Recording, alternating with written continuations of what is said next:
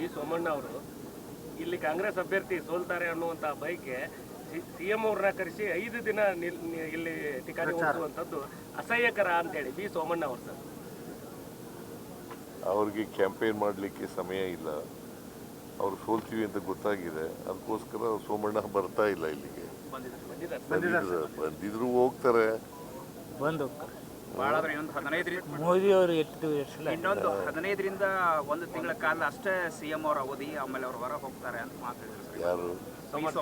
ಸುದ್ದಿಗೋಷ್ಠಿ. Somanna high command, Congress high command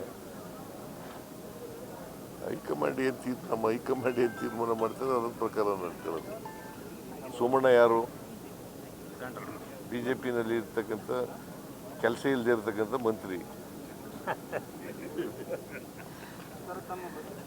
ಅವ್ರು ನಿಂಗೆ ಗೊತ್ತಾ? ನಿಮಗೆ ಸ್ಟೇಟ್ ಮಿನಿಸ್ಟರ್, ಅವ್ರು ಯಾವ ಫೈಲು ಹೋಗಲ್ಲ.